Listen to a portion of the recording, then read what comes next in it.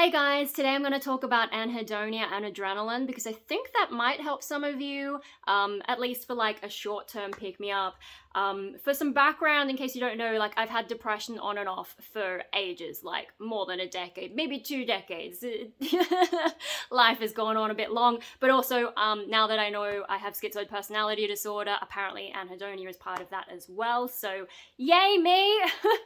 Anyway, so I've been going through this for a long time, but something I've noticed is okay, so anhedonia, you find it really hard to enjoy anything. Like anhedonia, it's the opposite of hedonism, you know, instead of enjoying lots of stuff and basking in pleasure and all that, you can't feel any of it. Life is just kind of blah and kind of meh, and yeah, very hard to get excited about anything. Okay, I probably should have started off with what's what. Anyway, so yeah, a lot of my life I'm just, and it's really hard to get motivated, but something I've noticed is, if I get on stage, right? I mean, beforehand I have all the performance anxiety, but once I get on stage, I do my performance and then I get off. Like, I am super social all of a sudden and I'm running around the place and I've got all that kind of vibes, right? So being on stage is one of the few things that helps me. Also, I got a similar thing when I was working at Luna Park's Hallow Scream event as a scare actor. I did that last year and in 2019. And last year it took a little bit longer for me to get into it, but once you're in there, like, rehearsals, but once you're in the actual performance and you're running around scaring people and all that kind of stuff, and you're like paying attention to when's the best chance to scare someone, like that's when I think it all picked up for me. And I'm not a social person, but once the adrenaline kicked in and I'm like, yeah guys, let's do the thing, kind of, right? So what I'm trying to say, I guess, is I can't feel normal happy emotions, whatever, but I can feel adrenaline, and you just sort of get like, rah. That's how it works for me. I know for some people, adrenaline, it's fight or flight. Some people will get more of the anxiety kind of thing, maybe, but for the rest of you, or maybe, maybe this is something worth trying for any of you having anhedonia problems, but finding something that gives you that adrenaline hit can be useful. And my theory behind it, and I've seen this around as well, okay, one of the problems I have, I can't take medication, unfortunately. If you can take medication, good for you, go for it. But for me, I always get really bad side effects, which is a shame because, I've seen a psychiatrist, and one of them, he was like, yeah, your depression's probably biological, which means you need medication. And I think while I was on medication, I did a little bit better. The problem is I lost way too much weight, so, shame. But yeah, so the thing about the medication, right, is it's playing with your brain chemicals, and now there's a connection between your brain and your gut. So, and my gut goes a bit off as well. Maybe one day someone can actually look at my gut. It's annoying that doctors don't look at all the things that could be affecting whatever. But anyway, you got your brain gut connection. Your gut helps make some of the brain chemicals, and then, if you get things out of balance, then your moods can go off, whatever. Okay, so the theory behind medication is you take a selective serotonin reuptake inhibitor, or things that affect dopamine, serotonin, dopamine, blah blah blah, affects your brain, and that's supposed to change your mood. And then I've also noticed when I take antihistamines, if I take the wrong one, I get really badly depressed, because histamine is also a neurotransmitter. And they just sell antihistamines over the counter like it's, easy. And then, I had a friend not realize that was probably affecting her moods. So weird stuff like that. But, histamine affects the brain. Okay, so all these brain chemicals, they do have some kind of effect. Unfortunately, they mess up my body as well. So I can't take medication. So most of the time I'm just in this flat state because, yeah, those brain chemicals aren't working right. And it doesn't seem to matter what I do, the therapy, I try and go, just walk around, exercise. I'm like, it doesn't make me feel good. My dad can look over a view of the ocean and be like, wow, how beautiful is that? And I've just never really felt anything. I don't understand. I guess I can intellectualize, okay, water, trees, bit nicer than just seeing bland cityscape or whatever, but I don't actually have any emotional reaction to it. So something is wrong with my brain, and I guess maybe my gut, whatever. So those brain chemicals, the thing about adrenaline that is different though is that your adrenal glands are not in your brain or your stomach, they're in other parts of your body. So they can be triggered, and then they can cause changes in your body that don't rely on your brain to get in the way. You know, if I'm taking something like bloody antihistamines, my brain gets in there and then I'm depressed and it just messes me up. Or, some of the antidepressants I took didn't do anything, they just made me feel sick. And then naturally, those brain chemicals don't work for me. But the adrenaline does. So if I can find a way to trigger the adrenaline, I can get a short-term boost, And so for some of you who are like really stuck in that anhedonia, if you can find something that triggers the adrenaline, that might be able to give you a little bit of a kick to get on with it, whatever you need to be doing. Now, how do you find the adrenaline? That's difficult. You need to work out for yourself. For me, performance worked really well.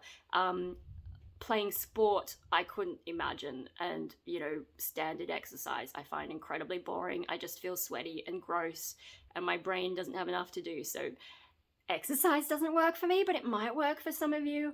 I think performance, having the audience and being like, ah, and then doing the thing and being like, ah. I'm really articulate. Anyway, the risk though, okay, so for one thing, the adrenaline boost, it is short-term and temporary. It's just if you need a little kick along, and maybe it can give you some motivation to pursue whatever it is that gives you that kick. For me, it hasn't worked that way because, I know performance helps, but I also like to get to the performance is quite an ordeal, so it hasn't given me quite the motivation I need to really get my life together.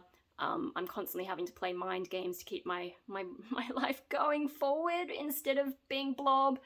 But anyway, maybe it'll give you some motivation. The risk, though, is apparently a lot of people who have anhedonia, if they discover the adrenaline thing and if they really get into it, they can become really risky thrill seekers. And I've also seen one schizoid guy mentioning, driving fast. I think I linked it in my schizoid personality disorder playlist. I think it was video number 6, the one that I found most relatable.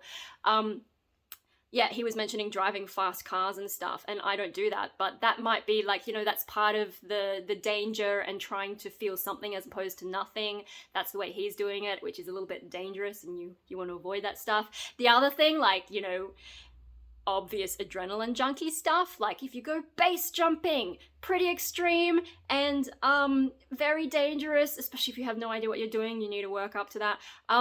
So one of the problems with chasing adrenaline is you can get addicted to adrenaline and then just be chasing higher and higher and higher, and it's a bit like other addictions where when it starts off things are good, but then you have to keep doing more extreme stuff to get the same, boost. So that's the thing about adrenaline there.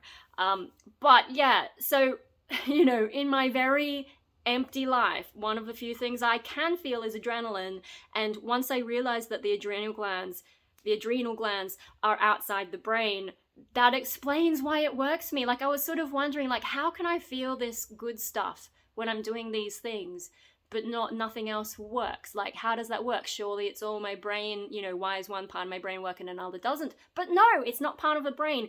And it's, it changes your heart rate, and it does all these chemical changes without having to get your brain involved, really. Eventually it does, of course, but, because your whole body's connected. At some point it's going to meet your brain and be like, hey, here's the thing we're doing. But by then your body's already yeah, let's go. So that's something that works for me. I hope maybe it'll work for some of you guys and you can figure out a way to use it for you. It's another thing to try. I just thought I'd share that because it's so hard when you have anhedonia and you're just constantly blah. And I'm able to act excited even when I'm kind of not.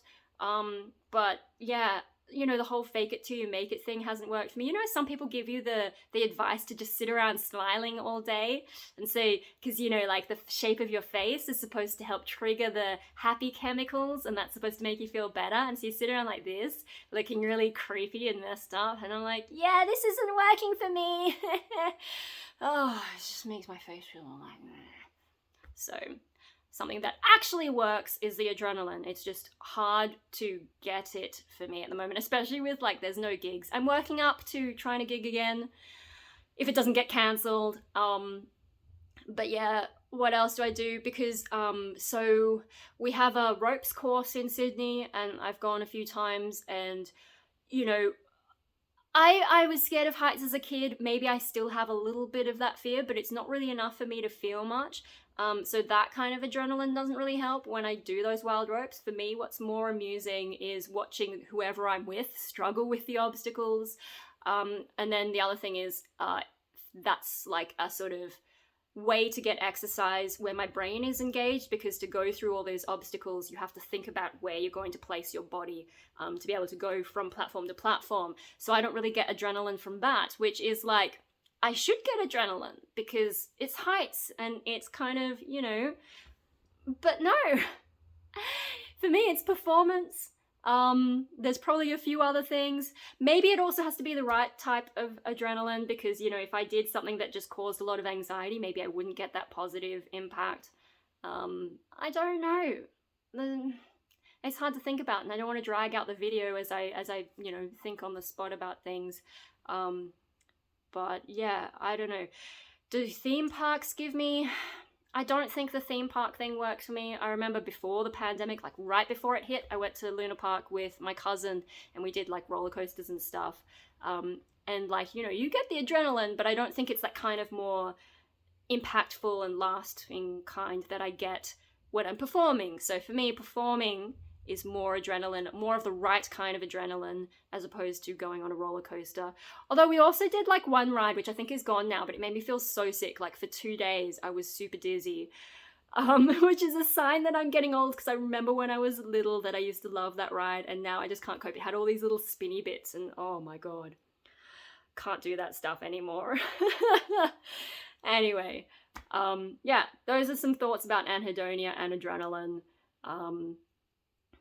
Yeah, and maybe it helps some of you guys, maybe it doesn't. If you have any tips for anhedonia that work for you that are a little bit different, or if you found the adrenaline that works for you, I guess you could leave it in the comments, because, yeah, maybe there's some other people who need different ideas to what I've got. So if you guys all write it in the comments, we can all read it and then get some more ideas, because it is such a difficult problem, like... And it sucks having to live with the world just being empty, like even when I'm not depressed. Obviously when you're depressed, everything's shit. But even when I'm not depressed, it's just like, oh, what is this? What's the point of all this? Like, why am I staying alive just for everything to be blur? It makes it hard to, like, maybe that's why I have problems getting work that doesn't drive me crazy and drive me into depression, because like, working, you're trying to make money to survive, but if life is flat anyway, why are you trying so hard? And then I get depressed because I'm like, why am I doing this? Yeah, so anhedonia is shit and they don't know how to treat it. I've heard of some promising things to do with ketamine, but no one's doing proper trials. There was a trial for depression, but you had to meet certain criteria, like you also had to be on medication stabilized for a month, which I can't take medication. So, I mean, I don't know if ketamine would be any different. Maybe I can't take that even, like, they're doing experiments with all these other kinds of, drugs that we used to be banned or are still banned, but they're trying to find ways that you can use in small doses to help people. All those kinds of things. Maybe I just can't take anything. I don't know. But, like, it's frustrating that the studies are kind of going slowly. I understand why, because of safety, but when you're going through the problem and watching all this stuff and seeing trials elsewhere showing promising results that you can't access, it is a little bit So, whatever non-medical methods we have to get out of anhedonia, they're worth trying, I guess, as long as you're, like, not going too extreme. I personally will not be bungee jumping anytime soon. I'm just going to keep trying to find performance and keep trying to find reasons to get there and push myself to perform, which is difficult because it's a lot of effort and the effort can get in the way, but things I'm trying. I hope this video was helpful. Yes, I've been filming other things, that's why I have the background. And yeah, cool. For any of you guys going through anhedonia, depression, schizopersonality disorder, I hope this was worth watching. Now what do I do with my time? Wow, I don't know what to do with myself today.